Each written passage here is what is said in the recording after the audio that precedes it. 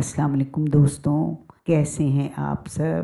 بچوں کی گرمی کی چھٹیاں ہیں، والدین جو ہیں وہ بھی تھوڑے ریلیکس فیل کر رہے ہیں، آپ لوگ بھی یہاں انجوائے کر رہے ہیں۔ آپ کو ایک بہت اچھی خبر دوں کہ بہت عرصے بعد باسغہ نذیر ہمارے پاس آئی ہیں ادبی نشست کی رپورٹنگ لے کر، بہت ساری تصاویر کے ساتھ، اور مجھے تو بہت اچھا لگا، یقیناً آپ کو بھی اچھا لگے گا۔ اس ادبی نشست کا اہتمام کیا تھا ڈینور میں، کیونکہ سمر ہے تو وہاں پر بھی موسم تھوڑا بہتر ہے، ورنہ اتنی زیادہ سردیاں ہوتی ہیں کہ دل چاہے بھی تو پروگرام کی تمنا دل میں ہی رہ جاتی ہے۔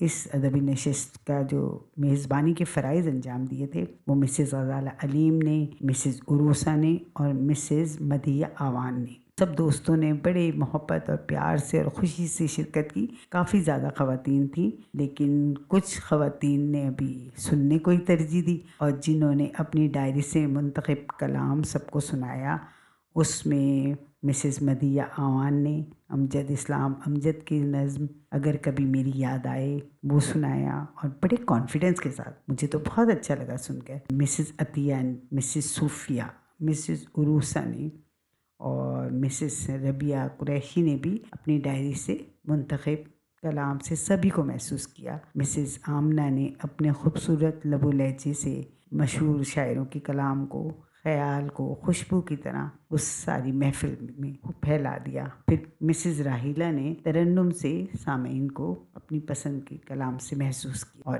آپ کی میزبان باسغہ نذیر نے اپنی آمد، اپنی تحریر، اپنی نظم کو سب کو سنایا۔ مشکل انہیں لگتا ہے لیکن بڑا اچھا لگا، ایسا ماحول تھا تو خود بخود ان کا بھی جی چاہا، اور دوستوں کے اصرار پہ انہوں نے اپنا کلام سنایا، وہ بھی آپ کی نظر ہے۔